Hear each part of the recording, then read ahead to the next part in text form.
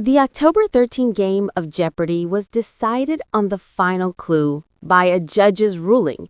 Was there a new champion, or did Amy Fluitt win her second game? Read on to find out. Fluitt from Kansas City, Missouri, played against Daniel Richmond from Santa Barbara, California, and Allegra Hill from Washington, D.C. for her second game. Fluitt had a one-day total of $4,599 after beating champion Spencer Janes. The beginning of the round didn't start off too great for the reigning champion.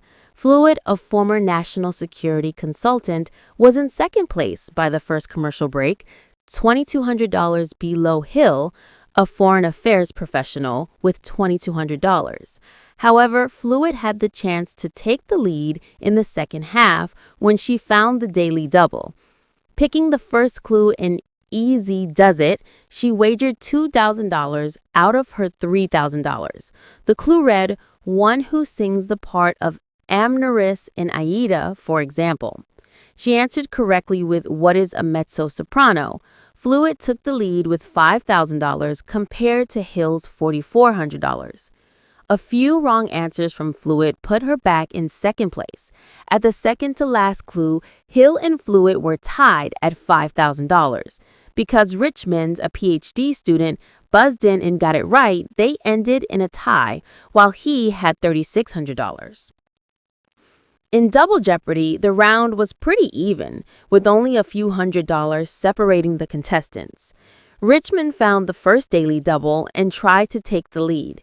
With $6,400 in his bank, he was in third place.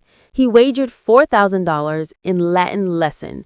The clue read, if someone says this three-word phrase, you might have been a little loose-lipped during happy hour. Richmond didn't know the answer and said, a little tipsy? The correct response was, what is in vino veritas? He dropped down to $2,400 and stayed in third place. Only two clues later, Hill found the last daily double. With the lead of $7,800, she wagered $3,800. In U.S. geography, the clue read, it was originally proposed that this capital be called Missouriopolis. What is Jefferson City? Hill answered right away.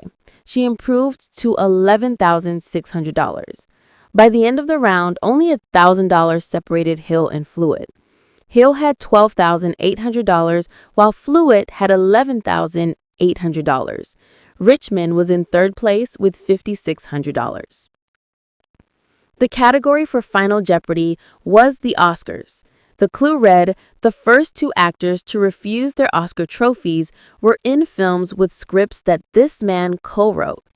The correct response was Who is Francis Ford Coppola, which only one player got correct, but even their response was grammatically wrong.